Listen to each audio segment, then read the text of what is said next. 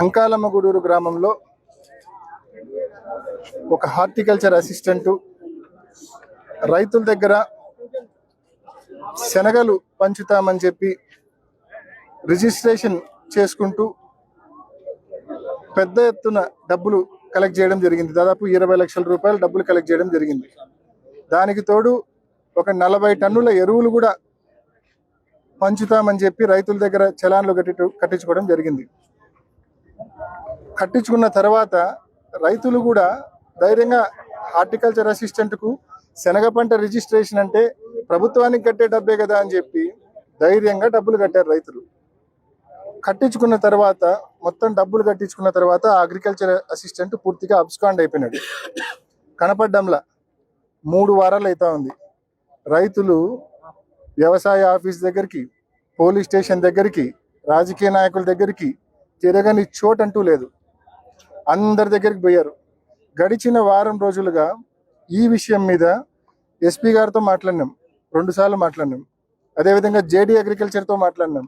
అదేవిధంగా కలెక్టర్ గారి దృష్టికి తీసుకెళ్ళాం. దీనికి బేసికల్లీ ఉన్న పరిష్కారాలు 2. ఒకటి,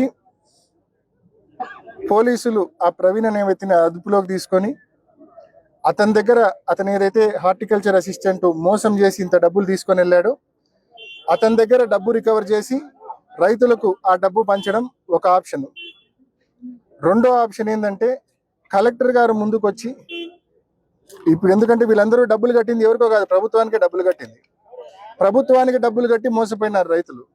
కాబట్టి ప్రభుత్వం బాధ్యత తీసుకొని, అంటే కలెక్టర్ బాధ్యత తీసుకొని వాళ్ళకు డబ్బులు తిరిగి చెల్లించాలా, ఆ రైతులకు డబ్బులు తిరిగి చెల్లించి తర్వాత కావాలంటే కలెక్టర్ హార్టికల్చర్ అసిస్టెంట్ దగ్గర రెవెన్యూ రికవరీ యాక్ట్ కింద డబ్బులు రాబట్టుకోవచ్చు.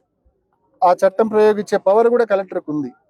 కాబట్టి ఖచ్చితంగా పోలీసులన్నా రికవర్ చేయాలా, డబ్బు రైతులకు రికవర్ చేసి మళ్ళీ రైతులకు అందించాలా. లేకపోతే కలెక్టర్ అన్నా ముందుకొచ్చి రైతులకు ఈ శనగ పంట విత్తనాలకు రిజిస్ట్రేషన్కు డబ్బులు కట్టిన ప్రతి రైతుకు డబ్బులు వెనక్కి ఇచ్చే కార్యక్రమం చేయాలా. మోసపోయిన ప్రతి రైతుకు డబ్బులు మళ్ళీ చెల్లించే కార్యక్రమం చేయాలా. ఈ 2 ఆప్షన్స్. ఇప్పటికి 3 వారాలు అవుతుంది, నో సొల్యూషన్. అనేక సార్లు ఎస్పీ గారి దృష్టికి, కలెక్టర్ దృష్టికి, జేడీ అగ్రికల్చర్ దృష్టికి తీసుకుపోయినాం. ఇప్పటి వరకు నో పరిష్కారం. ఇవాళ అంకాలమ్మగూడూరు గ్రామానికి ఈ సమస్య మీద వస్తామని చెప్పి నిన్నటి మధ్యాహ్నం మేము చెప్తే దానికి మమ్మల్ని గ్రామంలోకి రానికుండా ఇంత హంగామా. దారి పొడవునా రాయలాపురం నుంచి సింహాదిపురం వరకు దారి పొడవునా పోలీసులు. మరి ఎవరికి వీళ్ళు కాపలా కాసారో అర్థం కావడంలా.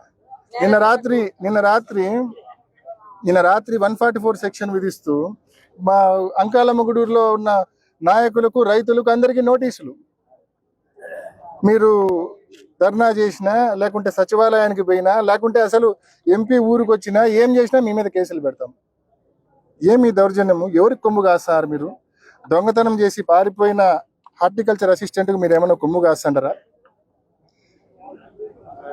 3 వారాలుగా ఏమాత్రం ఈ సమస్యను మీరు పట్టించుకోకపోగా, ఈ సమస్యను పరిష్కారం చేసే విషయంలో ఏమాత్రం మీరు ధ్యాస పెట్టకపోగా, మళ్ళా పైపెచ్చు రైతులకు తోడుగా, రైతులకు సంఘీభావంగా ఎవరైనా వాళ్ళ కోసం వస్తే, వాళ్ళ గ్రామానికి వస్తే వాళ్ళని నిలువరించే కార్యక్రమం చేస్తున్నారు. ఎంత అన్యాయం ఇది, ఎంత ఘోరం ఇది! ప్రతి ఒక్కరూ ఆలోచించాల్సిన అవసరం ఉంది. మేము సూటిగా ఈ ప్రభుత్వానికి వారాలు అయిపోయింది, ఇంకొక వారం గడువు ఇస్తే అడిగి 4 రోజులు అవుతుంది. ఈ ఒక్క వారం గడువు ఇస్తా ఉన్నాం ఈ ప్రభుత్వానికి.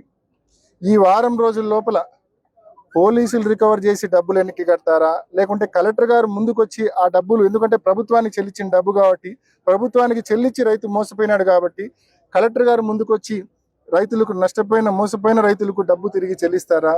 ఈ 2 ఆప్షన్స్లో ఏ ఆప్షన్ ఫాలో అవుతారో మీ ఇష్టం, గవర్నమెంట్ ఇష్టం. బట్ రైతులకైతే వారం రోజుల లోపల మోసపోయిన ప్రతి రైతుకు, ఈ మాదిరి చలాన్లు కట్టిన ప్రతి రైతుకు డబ్బు వెనక్కి రావాలా, వాళ్ళ ఖాతాలోకి రావాలా. వారం రోజుల లోపల మీరు రైతుల ఖాతాల్లో డబ్బు జమ చేయకపోతే 8వ రోజు మేము తప్పకుండా దీని మీద పెద్ద ఎత్తున నిరసన కార్యక్రమం చేపట్టి మేము చేయదగ్గ పరిష్కారం ఆ రోజు ప్రకటిస్తాం.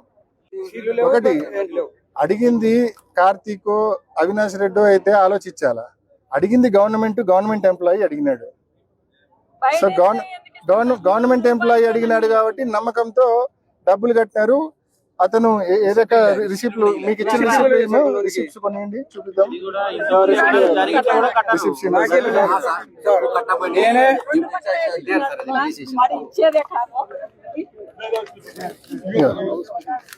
ఈ మాదిరి తెల్ల కాగితం మీద సంతకం పెట్టి ఇచ్చినారు.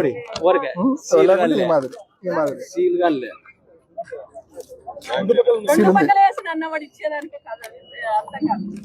సో ఈ మాదిరి ప్రతి ఒక్కరికి చలాన్ అయితే ఉంది. కొంతమందికి సీళ్లు వేసి ఇచ్చినారు, కొంతమందికి సీళ్లు వేయకుండా ఇచ్చినారు. సీళ్లు వేసి ఇచ్చినా వేయకుండా ఇచ్చినా వీళ్ళు డబ్బులు కట్టింది ప్రభుత్వ అధికారికే, హార్టికల్చర్ అసిస్టెంట్ కే. కాబట్టి సీల్ ఉందా లేదా అనేది అప్రస్తుతం, డబ్బులు కట్టించుకున్నారా లేదా అనేది ప్రస్తుతం. సో దాన్ని బేస్ చేసుకొని ప్రతి రైతుకు ఈ వారం రోజుల లోపల డబ్బులు చెల్లించాలా. వారం రోజుల లోపల రైతులకు న్యాయం ప్రభుత్వం ముందుకు వచ్చి న్యాయం చేయకపోతే ఎనిమిదో రోజు వైఎస్ఆర్ కాంగ్రెస్ పార్టీ ముందుకు వచ్చి నిరసన కార్యక్రమం చేపడుతుంది. మేము చేయదగ్గ పరిష్కారం కూడా ఆ రోజు ప్రకటిస్తాం. టోటల్ సంఖ్య ఎంత రైతుల సంఖ్య ఎంత మొత్తం 127 మంది రైతులకు సంబంధించి 127 అఫీషియల్, మరొక 40-50 మంది అన్అఫీషియల్, మొత్తం 160 నుంచి 170 మంది రైతులు 900 బ్యాగుల శనగలు రావాలా వీళ్ళకు. మొత్తం total scam to tune of 20 లక్షల పైచులు స్కామ్ ఇది. అండ్ దీనికి తోడు పక్కన మళ్ళా 39 టన్నుల ఎరువులకు సంబంధించిన చలాన్లు కట్టారు. బట్ ఎస్ఐ గారు ఇందాక హామీ ఇచ్చినారు, ఎరువుల వరకు తప్పకుండా పంచే కార్యక్రమం చేస్తామనేది. సో తప్పకుండా ఒక 16 టన్నులు పంచినా ఇంకా 22 టన్నులు మా దగ్గర మా పొజిషన్ లో ఉన్నాయి, మేము పంచుతామని చెప్పి ఎస్ఐ గారు ఇందాక హామీ ఇచ్చినారు, సిఐ గారు హామీ ఇచ్చినారు. సో వాళ్ళు ఆ ఎరువులు పంచడానికి ముందుకు వచ్చినారు. ఇప్పుడు ఈ శనగ విత్తనాలకు సంబంధించి మేము ఇచ్చిన ఈ గడువు వారం రోజులు అనేది తప్పకుండా ఈ వారం రోజుల్లో నష్టపోయిన ప్రతి రైతుకు, మోసపోయిన ప్రతి రైతుకు వాళ్ళ ఖాతాల్లో మళ్ళీ ఆ డబ్బులు జమ అయ్యేలా ప్రభుత్వం చర్యలు తీసుకోవాలి.